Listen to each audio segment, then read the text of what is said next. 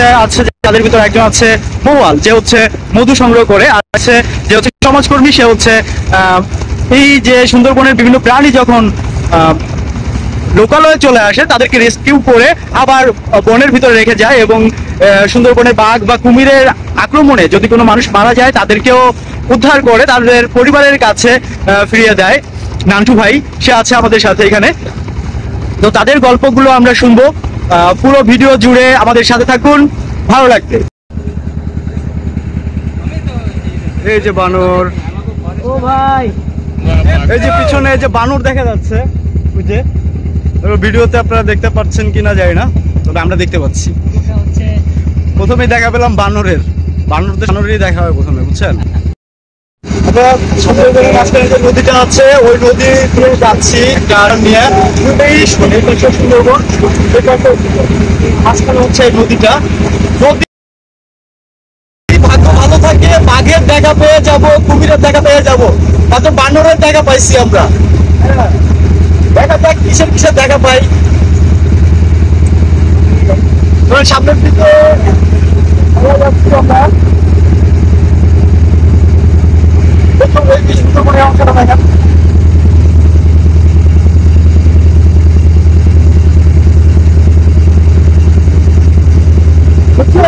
সর্ববৃহত্তর mangrove বন বলে এটাকে, হ্যাঁ সর্ববৃহত্তর ম্যানগ্রোভ। ওই গাছের যে রসটা হয় এই রসটা মজা অনেক, সুযোগ থাকে তাহলে খাবো, আর ফলটাও নাকি মজা।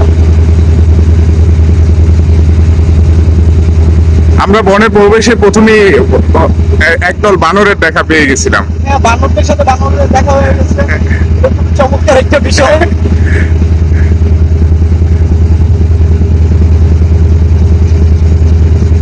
সামনে আগে যায়, যা যা দেখতে পাবো আপনাদের সবগুলো দেখাবো।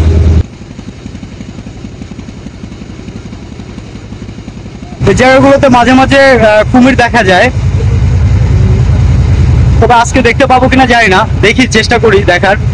কুমিরও দেখা করতে আসলো না আমাদের সাথে, কি একটা অদ্ভুত ব্যাপার করতেছে। তবে আমাদের সুন্দরবনের 3 ভাগের 2 ভাগ পড়ছে আমাদের বাংলাদেশে, আর 1 ভাগ পড়ছে ভারতে। তো এই 2 ভাগে টোটাল 130টা প্লাস বাঘ আছে যতটুকু জানতে পারলাম লাস্ট আপডেট। 100টা বাঘের ভিতরে একটা বাঘও দেখা করবে না আমাদের সাথে, এটা কোনো কথা? দেখা যাক কি হয়। যে একদম বনের পাশ দিয়ে যাচ্ছি আমরা, দেখি কোনো বাঘের দেখা পাওয়া যায় কিনা।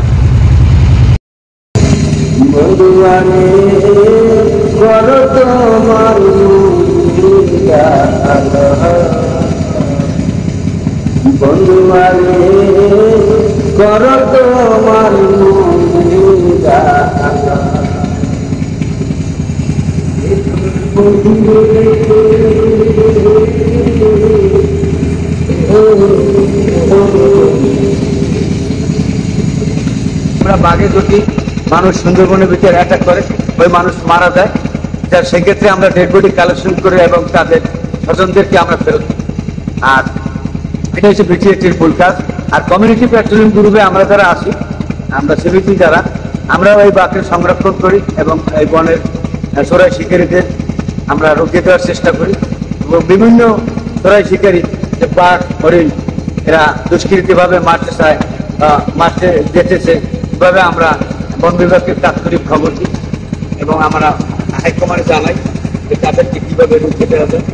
এই বনটাকে আমরা সর্বদা সবসময় টহল করার চেষ্টা করি। হইতে পারে জনপদ, হইতে পারে বনের ভিতর, এই ধরনের আমরা কাজ করে থাকি। কারণ এই সম্পদ যদি পৃথিবী থেকে বিলীন হবে, এই বনটা থাকবে না। এই জলোচ্ছ্বাস বন্যা আপনি ঢাকায় বসিয়া চিটান বসেও মারা পড়বেন। কারণ আপনি দেখেন ঝড়গুলো দেখেন, ঝড়গুলো দেখেন, সিডার, আইলা, নার্গিস, এই ধরনের যত বন্যা আছে, এই বন্যাগুলা আমরা প্রাথমিক পর্যায়ে আমাদের এই সুন্দরবন, পৃথিবীর বৃহত্তম ম্যানগ্রোভ বন আমাদের সুন্দরবন, এই বনটা আগেই থাকবে। যখন এটা থাকবে আমরা কিছুটা হইলেও বেঁচে যাই। প্রকৃতিভাবে আল্লাহ যে নিয়মে সৃষ্টি করছে, এটাও একটা নিদর্শন। আল্লাহর অশেষ রহমত, এই বনটা একটা বেরিবাদ। আমাদের এই বেরিবাদের জন্য আমরা আমাদেরকে আল্লাহ হেফাজত করছি, কোনো না কোনো উসিলা আল্লাহ হেফাজত করছে। এই বনটা যদি এক সময় বিলীন হয়ে যায়, আপনিও ভাই বাঁচতে পারবেন না চিটাগাঙ্গেও না, ঢাকায়ও না। কারণ এই বন্যার প্রভাব আপনি ঢাকাতেও পাবেন। আর আমরা তো নাই, কারণ আমরা তো একদম উপকূলে। এই গোলপাতাগুলোর উপরে এখানকার অনেক মানুষের জীবিকা নির্ভর করে। অনেক মানুষ এই গোলপাতাগুলো সুন্দরবন থেকে সংগ্রহ করে এবং সেগুলো বাজারে বিক্রি করে, এবং এই গোলপাতাগুলো দিয়ে মানুষের ঘরবাড়ি তৈরির কাজে ব্যবহৃত হয়। এই সুন্দরবন থেকেই বেসিক্যালি এই গোলপাতাগুলো এখানকার মানুষেরা জীবন বাজি রেখে বলা যায়, কারণ সুন্দরবনে যেহেতু বাঘ আছে বা কুমির আছে, বিষাক্ত সাপ আছে, তো তাদের সাথে লড়াই করে এক ধরনের জীবন সংগ্রাম করে এই গোলপাতাগুলো তারা সংগ্রহ করে এবং বাজারে বিক্রি করে। এখানকার মানুষের জীবনযাত্রাগুলো অনেক কঠিন। কুমিরের মাথা দেখা গেছে, কিন্তু আমরা ক্যামেরায় ধরতে পারিনি। জাস্ট পানির থেকে সে মাথাটা উঠাইছে, আবার ডুব দিয়ে দিচ্ছে, কিন্তু আমরা দেখতে পারলাম না। মানে ওই মাথাটাও দেখা গেছে, কিন্তু ক্যামেরায় আপনাদের দেখাতে পারলাম না, এই হচ্ছে বিষয়। হ্যাঁ, তো সামনে আমরা আরও ট্রাই করবো যে হ্যাঁ কুমির দেখা যায় কিনা। এই জায়গাটায় কুমির থাকে সবসময় মোটামুটি। আমাদের সাথে যে গাইড আছে উনি বললো যে এই জায়গাটায় মোটামুটি সবসময় কুমির থাকে, কুমির দেখা যায়। তো আমরা দেখতে পারছি, কিন্তু দুঃখিত আপনাদের দেখাতে পারলাম না। যদি সামনে আরও দেখতে পাই যে অবস্থায় তাহলে হয়তো দেখতে পারি। এই যে সাদা, এটা কি? ওটা গাছ, গাছ, ওটা গাছ, ওটা গাছ, ওটা কুমির না, ওটা গাছ। কুমির লাকি। হ্যাঁ, কুমিরের ভাগ্যটা ভালো যে সে আমাদেরকে দেখে যাচ্ছে। আমাদের ভাগ্যটা একটু খারাপ যে আমরা তাকে দেখছি, কিন্তু আমরা তাকে ভিডিওটা করতে পারিনি। তো সামনে আমরা চেষ্টা করছি, সামনে যদি আমরা দেখতে পাই তাহলে আমরা অবশ্যই ভিডিও করবো, সব ভিডিও করে ফেলবো। কত বড় একটা বাঘ, কত বড় এটা! হ্যাঁ, মানে আমরা সচরাচর যে বকগুলো দেখি তার থেকে 3-4 গুণ বড় এই বকটা, অনেক বড়।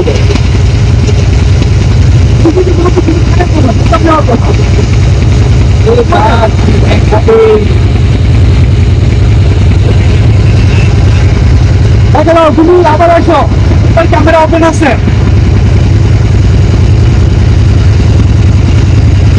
এরকম হুট করে বাঘও দেখে ফেলতে পারি। আপনাদের ভিডিও যদি করতে পারি তাহলে আপনারাও দেখতে পারবেন আমাদের সাথে।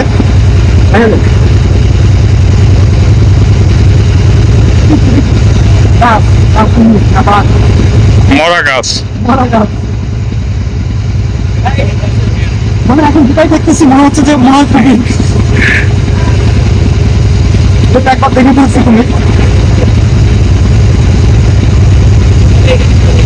ওকে, আমরা আরো সামনে আগাই, দেখি যে কুমির দেখতে পাই না বাঘ দেখতে পাই সামনে। বাঘ আর কুমির দেখার আশায় মোটামুটি 2 ঘন্টা হয়ে গেল আমরা ঘুরছি, কিন্তু এখনো তাদের দেখাই পেলাম না। একবার দেখা পেলাম, একটা কুমির মাথা তুললো, আবার ডুব দিল, ভিডিও করতে পারলাম না। সুন্দরবনের মাঝখান দিয়ে যে নদীটা যাচ্ছে তার ওই প্রান্তে ছিলাম আমরা এতক্ষণ। এখন আস্তে আস্তে আমরা এই প্রান্তের দিকে যাচ্ছি, মানে অপোজিট পাশটায় যাচ্ছি। দুপাশেই সুন্দরবন, মাঝখানে এই নদীটা, একদম নদীর মাঝখানে এখন আমরা। দেখি এই পাশে তো কারো দেখা পেলাম না ওইভাবে, ওই পাশে যে কাদের দেখা পাই দেখা যাক।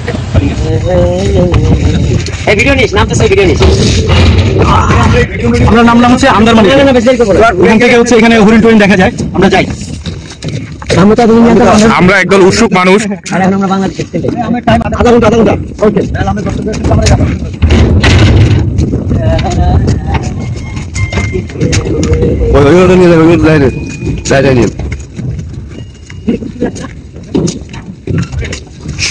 হরিণ কোন পাশে? ওই ঘর, ওই আচ্ছা, আমরা ডাইরেক্ট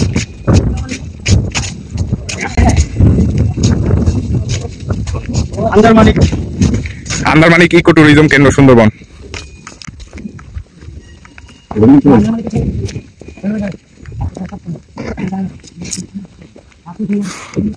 এই যে ডলফিন টাওয়ার।